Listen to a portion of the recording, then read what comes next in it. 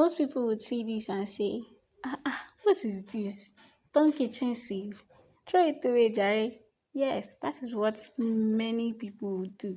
They will just throw it away because they believe once it is damaged, then it is trash. Once it retires from kitchen, then that's all. It has become useless.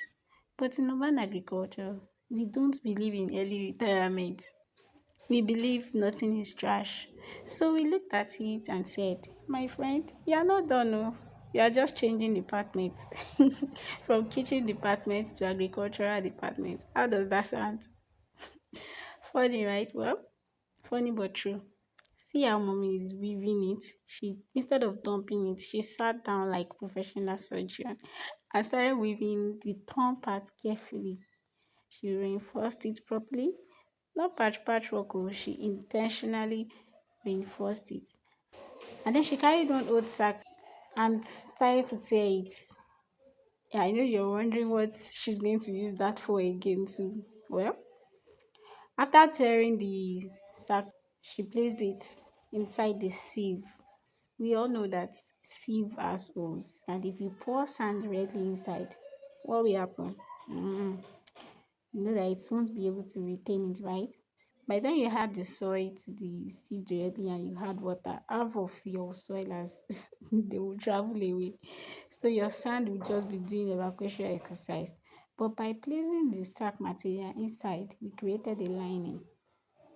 Now, the sack acts as a soil holder, a filter, a moisture regulator, and still allows drainage.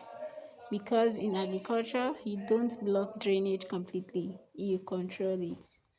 Too much drainage and your plants will suffer from drought stress.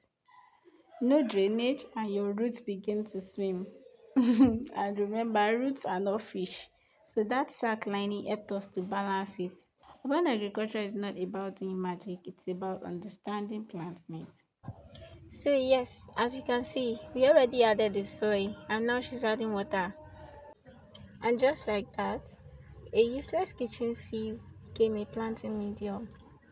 And here, she decided to test my plant knowledge. So she asked, what can we plant here? I started mentioning plants confidently. I mentioned all that I knew. She was like, no, no, we can't plant this here. They are crawlers. And she explained that if you plant a crawling plant here, something like cucumber or pumpkin, before you know it, the plant has crossed the fence and is greeting your neighbor. This sieve is shallow and open, so we need a plant that grows straight, not something that spreads and crawls. And finally, we agreed on some plants. I'll let you identify them yourself. But honestly, this experience made me realize that urban agriculture is not just some random form of agriculture. Urban farming is not random planting, it is creative thinking. It is smart use of space. It is you turning limitations into opportunities.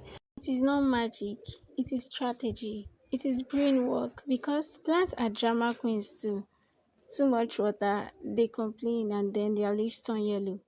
Too little water, they cry silently and then wither away. No proper depth, and the roots start behaving like rebels, spreading everywhere. So, you need knowledge. Urban farming is not about having land.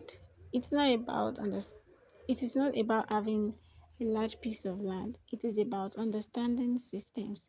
It's about seeing waste and seeing potential in it. It's about looking at a ton sieve and seeing a microgrowing unit. It's about creativity backed up with knowledge. You don't need hectares of land. You don't need expensive pots. You don't need important containers. All you need is understanding. Because when you understand how plants grow, you understand their root depth, their growth habits, their nutrient demand, and even the structure they need. When you do that, you understand that even a sieve can be a planting medium. And in urban agriculture, nothing is trash. Everything is a possibility if you know what you are doing.